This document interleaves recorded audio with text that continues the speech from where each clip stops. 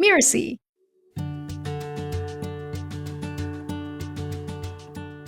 Hi, and welcome to For Better or For Work. This is a show that explores what it's like to run a business together as a couple. My name's Suzanne Evans. And I'm Melonie Orr. Together, Suzanne and I run Driven Inc. And today, we're here to listen to and react to Danny and Bhoomi's conversation about when we disagree. And we're excited about disagreeing. Are we ready? Yeah. All right, so our conversation today is about what do we do when we disagree? So, I mean, we just had this happen. Like, we had a big fight yesterday. Should we talk about that? Because I think it's instructive. Yeah, fresh off the press. So, to set the stage, and I think the stage is important for this, it was a Sunday. We were away for the weekend with our kids in the country. And so this was not work time. But there was a thing in the context of work that you felt needed to be attended to. And my perspective was, no, it didn't need to be attended to with any urgency. It didn't need to encroach on our weekend together.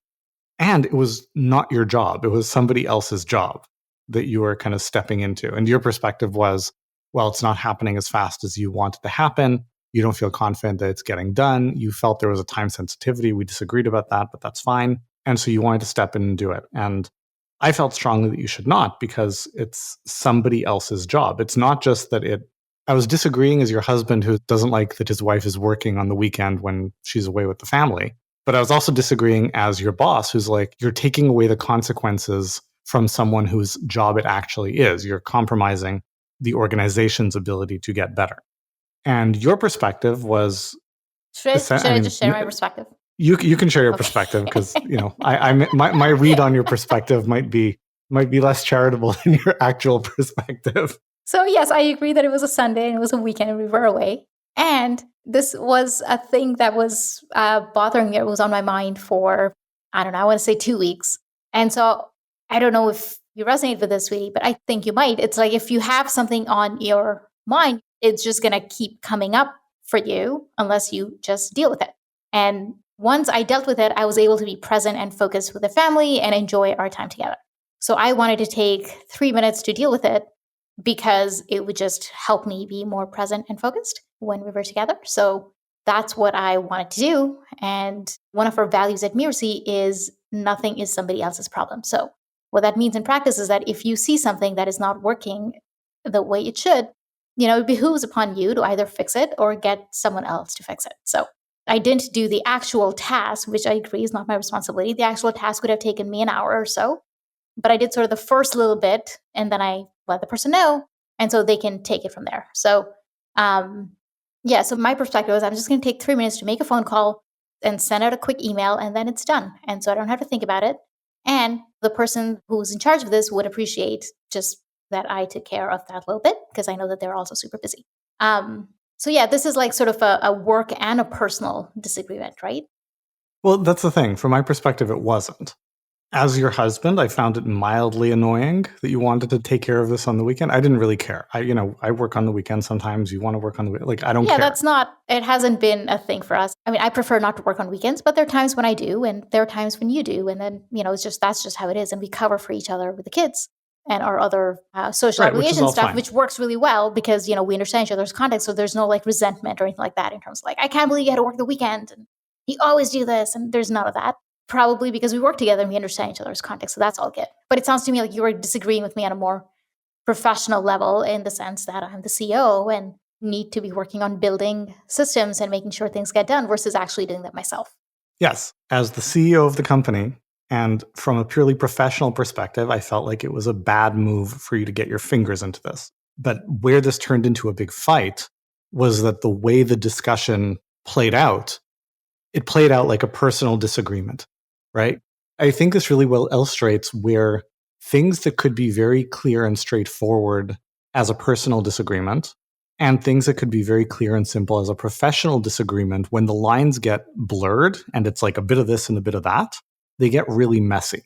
Because when you have those two dynamics at play at the same time, it becomes really unclear, well, who decides this? Those lines become blurry, and that's what causes, I think, a lot of the challenge and frustration, right? It's not uncommon, for example, I mean, we used to have this a lot in the early days, right? Where, your perspective coming into the business from the outside, but you're my wife, but you're my business partner, is like you have veto for any decision, right? You have to be bought into everything. Nothing gets decided without you being on board. And it took a long time for you to kind of, warm up to the idea that's not how it works in our dynamic. It's not what was working for us, certainly as the business grew. You have to be bought in and I have to be bought in to the big things. It was less of a spousal dynamic, more of a business partner dynamic. So there are disagreements that range from like very tactical, right? In terms of like, should we do it this way or should we do it that way? How should this specific project be structured or what have you? And these just are not usually that contentious. You just go with the best idea that comes. So those are not necessarily disagreements. They're more like discussions.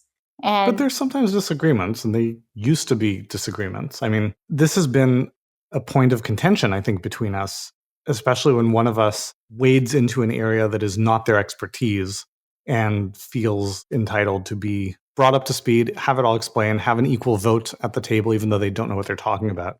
And we've both played this role on different occasions, right? I think that is a big concern. I think it's particularly a big concern and challenge for people who work together where it's a new dynamic, but they've been in a relationship forever.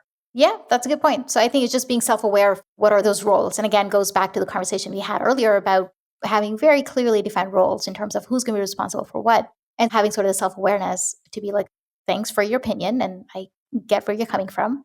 It's just like we can't debate everything forever. Like just having that clarity of roles and then understanding that whoever's in charge is going to be accountable to the results of decisions, right? And so person who's in charge of the role needs to be able to make decisions that are going to give us the best probability of success. And also trusting that they are the closest to the problem, and so that their perspective is probably the most relevant because they have more context than the other person.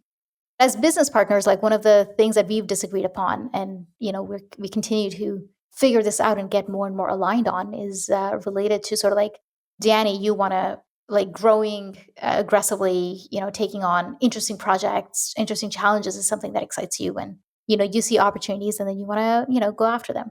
Whereas my personality and my values are more around protecting what we have, focusing on profitability, and like not taking a lot of risks. And so when we're making decisions around whether we should, I don't know, acquire a company, we come at it from different perspectives. But what has worked for us over the years is just getting more aligned in terms of like, I understand that we need to take advantage of opportunities and go after projects that seem complex and uncertain in order to be able to sustainably continue to grow and exist. And you think more about like sort of the downside protection as well when you're making decisions. So I feel like we've gotten more aligned, but like recognizing that this is a, sort of a different, like there are some disagreements that we need to get aligned on in order for the dynamic to work in long term. And then there's some disagreements that you just kind of have to trust the person who's responsible for it to make the call. Well, I think, as with a lot of context, it's very hard to manage, especially challenging disagreements when you're in the middle of them, right? It's worth noting that disagreements are annoying, but they're also useful, right? They're how you refine your thinking. So, going into most disagreements, I don't agree with you by definition, right? Otherwise, it wouldn't be a disagreement. But coming out of most disagreements, we've usually both learned something and added some nuance to our position, right? So they serve a purpose, right? The disagreements are not something you want to necessarily avoid. You just want to learn to manage them better. I think it's also valuable to spend time exploring the interests behind the positions. So, this is if you go to like business school, take a negotiation class, they'll talk about interest versus positional negotiation. So the positional negotiation is, I want X, and your position is you want Y. And then you're just, it becomes very zero sum. It's my way or your way or the highway kind of thing. Whereas, when you take a step back and it's like, well, what about your solution is important to you? What about my solution is important to me? We start understanding our vision for what we're trying to create, what is important for us to preserve and be mindful of, what we're solving for. And having conversations about those things when you're not in the middle of a big disagreement is the best time. Because there are a few areas where you will tend to have very big material disagreements, and it would seem to keep coming up again and again. It's going to be about money. It's going to be about risk. It's going to be about scale or lack thereof. And it's going to be about goal or vision, right? Do we or don't we want to go into this industry? Do we or don't we want to take on this scale of project, et cetera? And those disagreements are often not about the direct appraisal that we each have of that particular opportunity so much as, the direction the opportunity represents. And the underlying values that we're bringing into the conversation. You keep saying values, but I feel like people are going to take that to mean something different from what you mean. When you say we don't have the same values, that's often used in that's okay. No, we share a lot of the values. It's not like you don't think that profitability is not important, and I don't think that, going after opportunity is not important. It's just the degree to which we prioritize one versus the other. It's all relative. So it's not necessarily values. It's maybe comfort with risk and change from that perspective, but it's how we're wired, I suppose. And just how we experience things and what we want. I mean, when we hire new people or, acquire a company and our headcount grows, we do new innovative things. And, so we just came off a launch that we did a whole bunch of stuff that was pretty innovative and new in the industry. And I went into it kind of with the frame of, I feel confident about this. I think it's very promising. I think there's a 90% chance it's going to work out really well and a 10% chance it's going to blow up in my face. And that's about the ratio that I like. That's how I know that I'm pushing the envelope in the right way. I think you would be more comfortable with, I'm 99% sure it's going to work out well, but it won't be as big of an outcome. Yeah, but there's very little chance that it would blow up in our faces or that it would have a big negative impact. Right. Like some people are like, I hired 20 people in the last 3 months. That's great. Other people are like, oh my God, that's scary. Yes, I would definitely be on the scary side. But I mean, that's fine. And you want that diversity of perspectives, right? Because you do. And in a context where we're business partners, it's important for us to have, and we've had a lot of those conversations around what are our priorities? What are we doing? What are we building? What's important? And that's not a conversation and it's not a disagreement that you want to hash out as subtext when you're debating whether to hire someone for a particular role. Yeah, no, not at all. It's something that you want to think through in a setting and give yourself time and space to think through it. That's in a non-immediate kind of way, for sure. And also, speaking of the setting, in our conversation so far, we've kind of been presuming that, it's just me and you, and those are the only people in the dynamic. But I mean, we're running a larger organization now, A lot of these conversations and disagreements will happen in the context of, for example, a meeting with our management team. And something we've learned over the years is that it's fine for us to disagree, but we've got to do it in a very particular way when you're disagreeing in front of other people. Otherwise, it just feels like mommy and daddy are fighting, right? And so, we've mentioned, I think, in other episodes that we have our standing Friday morning business meeting that we go for breakfast and we talk about whatever the issues are. Anything that we think is going to be contentious, like that's the place to have the conversation, not in front of other people. Yeah, we don't have to be 100% aligned in terms of like, yes, I agree. We agree with each other 100%, but we need to be aligned on the direction. Or that's what I found the ratio that works well. Yeah, I agree. We don't want to take all our disagreements offline. I think that just disempowers and makes the management team pointless and creates politics. That's not at all a good idea. But, you and I should be in alignment about what our general level of risk tolerance is before we go to talking about specific things with the leadership team. Yeah, and actually I want to go back to something we'd said previously around, big disagreements that are going to show up many times over the course of working together. Like, for example, for us, it's about risk and opportunity. And it started shifting for me when I got over sort of well, doesn't everyone think like this? I don't understand why we're even talking about it, right? So once I got over sort of that disbelief, and it's like, okay, no, there's someone I respect. They're super smart. I want to hear their perspective, and this is going to be a learning opportunity for me. And so getting into sort of that frame of mind really helped. And then also identifying that, look, if there's a disagreement that's coming up in different ways and shapes and forms over the course of months and years, you want to isolate it, you want to name it, and you want to work on, well, how can we get more aligned on this topic? Because it's exhausting if we continue to disagree on something. And it's the same disagreement that happens every week or every few weeks or whatever. I don't have anything else on my notes. I feel like we should sum it up somehow. It's like when you think about sort of an ideal relationship or an ideal marriage or romantic relationship, what have you, it's we never disagree on anything. We, see the world exactly the same way with the same pair of glasses or what have you. And I feel like that would be nice, but I'm not sure how realistic that is. And also, disagreements don't have to be a bad thing. It wouldn't be nice. It would be pleasant, but it wouldn't be good. It wouldn't lead to good places. Yeah.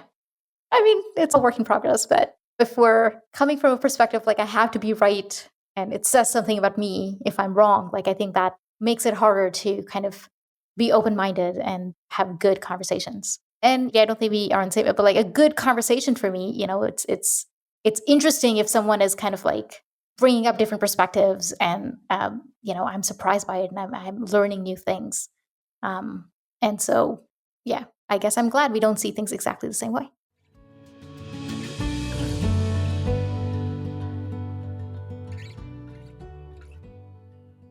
Oh my Lord. So I think this will either never be aired or be brilliant. It's like they need to get scrappy. Like Melonie and I fight. Yeah, we disagree all the time. We're fighters, and we're very opinionated people. And definitely we have had moments where it's like, oh, mommy and daddy are fighting for certain, because we're not very good about, I'm not going to wait till Friday morning to have a breakfast with Suzanne and talk through some crazy bullshit idea she has. I'm just not. I'm going to go, what are you saying? And I'll say it right there in front of the team. Now, we have been doing this long enough. Suzanne and I have been together for 28 years, and we have been running a business together for 13 years now. So I've done this long enough to know there are moments where I've got to just shut my mouth because I've got a lot to say, and it does get wrapped up in the personal.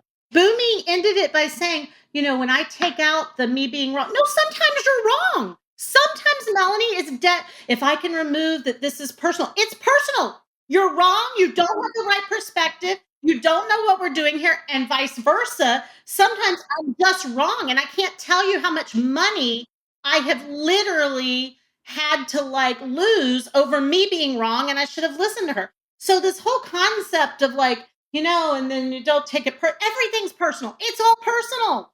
It is all personal. And if you're going to be in business with your spouse, the only thing there is personal. There's me, there's Melonie, and there's us. And the us then involves our son, right? And the business. So every time I make a decision, and the other thing that we work from is that I am 51% of the business. At the end of the day, I'm the final say. So at some point, Melonie knows it doesn't matter. She will Swiss cheese it to death to me, right?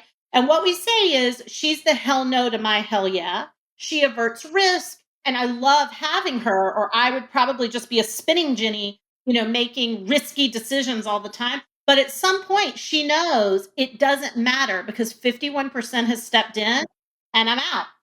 Yeah. And I believe my job is to really outline the risks and liabilities to all of her wild and wonderful ideas that come fast and furious and constant, and remind her of listen, it's okay. If you want to do this, fine, as long as you acknowledge that these are the risks and that this is what we're up against, and you feel comfortable with this, and you feel like these are things that are that we can handle and manage, then I'm fine with it. But if you've not thought about a couple of these things, then that's why I'm here, is to bring them up, make you think about them, and then we're making a decision fully aware and moving forward. And there's nothing sweeter than telling her, I told you so. Which has happened, because it happens. And I'm like, I told you so. I told you this was not a good idea. Melonie wasn't involved in the business in the beginning. And she literally was like, you are a Fruit Loop. I don't know what you're doing. You sound crazy. And then we got to a point where she did want to come into the business, and I gave an ultimatum, because my ultimatum was I started this business. It's now successful, and you're in a job. And so you're a cinder block in my life right now around my ankle. We can't travel. We can't go anywhere. You have a job, and I have freedom, and this business is successful. So what the hell are you going to do about it? We're just journeying through back and forth ultimatums. She gets good at something. If you don't get good at this, then you're going to be left behind. And I go, oh, now I'm good at this. And if you don't get good at this, and we're very feisty, and we're very scrappy. And so for us, there is creativity in the combat. And that's where so much evolves. People fight in different ways. And I'm using the word fight, disagree, or whatever. There's people who scream. There's people who, go back and forth and journal. There's people who deliberate. There's people who come at things from mediation. We scrap, right? We are it's West Side Story, right?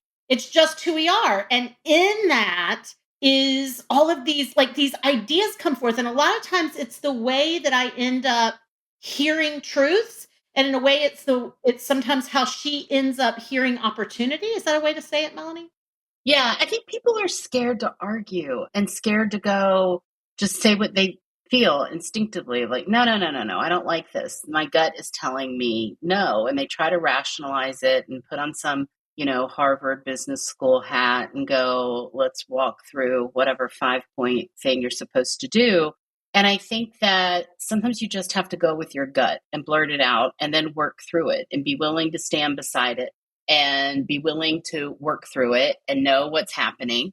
And I think people are just scared of that, scared of like really, truly exploring how they feel, saying it, putting it out there. And it's hard not to take things personally. It is personal. Business is personal when you're running it with your spouse. But you have to be willing to not take that home and let it bleed over into we're making dinner with our son. I'm better at that than Melonie is. I literally have I live my life in a theater. Like the curtain drops and I'm like, scene. Like we can be like, and we're not doing this and we're going to lose our ass if we do this. And da, da, da, da, da. Oh, we got to get Adrian, scene. Okay, so do you want to pick him up or do you want I to pick him up? I do that a little easier than she does. But I think you've gotten better at it, Melly, but sometimes you'll be like, I can't stop the scene right now. And so, yeah, but I think confrontation is the creative process. It is the creative process. The whole thing about like, how do we disagree and how do we create strategies around disagreeing? I find that all of that creates an anxiety around the disagreements that's so unnecessary. It's like we fight, we figure it out and we move on, right? It's like the time that's wasted in how should we disagree? You disagree by being respectfully reactionary, right? And people are always like, don't be reactionary. It's all you got. Your point of view, your opinions, your gut reaction is all you have in life. And you've got to learn to present that in a way that you don't ostracize people. But if you're in a strong partnership in which both partners are like, hey, we have the ultimate end goal in mind, that's not going to happen. Yeah, exactly. We are such different people, like I'm high risk, I'm high drive, I'm high. And Melonie's like, I thought we had a good life. Why do we have to add this on top of it? We could lose everything doing this, whatever that looks like. Some things are big disagreements. And of course, some things are like, I do it this way. If somebody goes and puts a red napkin on the table, one of us goes and switches it out with blue. It can be a challenge if you don't know how to manage it for team, but team knows the order in which they get approvals. So they know a lot of times we're just having our process. If that's not clear, that can be a challenge, but we disagree about everything. Yeah, we do. Well, and I do think that we have a mutual respect. I mean, Suzanne knows that there are certain things that I have opinions about that she just doesn't care about, and she would like to move on from it, but she knows that it matters to me. I also think that the flip side of that is there's a time and place, and you're like, listen, no more. We have to move on from this. So Melonie, make a decision and let's roll because we need to do that. So, that's the good side of disagreeing. She doesn't agree with me that we need to do another round of revisions on these things, but she's like, I'm not going to fight it right now. Right. And same with me. There are some things where I'm just like, why am I fighting this? This is something she wants to do. Let her do it. It makes her happy. She has to deal with the outcomes of this. I don't. So let's move on.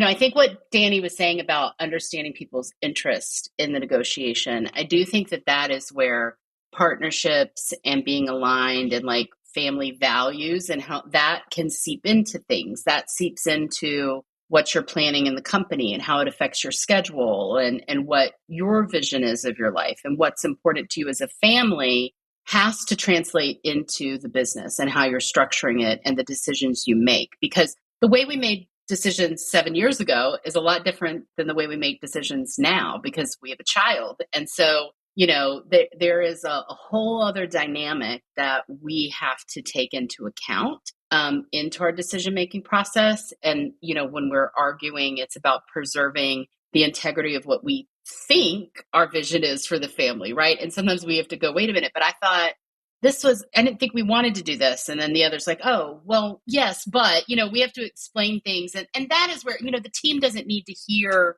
the family dynamics of, yes, well, you said you're going to take your dad to the doctor's appointment. So how are you going to take him to the heart doctor and then get Adrian to soccer? If, that's the stuff the team really doesn't want to hear. And it's just like, Jesus, please save us. But those are the things that are, the Friday morning discussion for us. Those are the things where it's like the logistics of our life, because life logistics, when you have kids and older parents and siblings and holidays and whatever stuff you get going on, and they start interacting, then those start affecting your abilities to make decisions with clarity in the business, because you're not just making it, based on the business, you're basing it on how it affects your life. And most of us have created these businesses because we had a vision for our life of what we wanted, not just to make a paycheck. We wanted to create a life where we could travel or support our parents or, whatever that is. And so you have to keep that in focus. And that's not always something, the team can't hold that vision for you, right? They don't necessarily care that someone can take Johnny to his appointment. I mean, they care, but they don't really care that her dad has somebody to go with them. I can't ask them to hold that intention. We have to hold that intention for our vision. We're not going to go to bed with anything left unsaid. That's the thing about us. Okay, are you ready? Okay. So is that it? Guess so. On to the credits? Yep. Thank you so much for listening to For Better or For Work. I'm Suzanne Evans. And I'm Melonie Orr. You can find out more about us at driveninc.com. For Better or For Work is part of the Mirasee FM podcast network. This episode was produced by Cynthia Lamb. Jeff Goberton and Michi Lance put it together. Danny Eni is the executive producer. Post-production by Post Office Sound. If you like the show, please follow us and leave a starred review. Again, if you'd like to learn a little more about what Melonie and I are doing, check us out over at driveninc.com. Thank you, and we'll see you next time.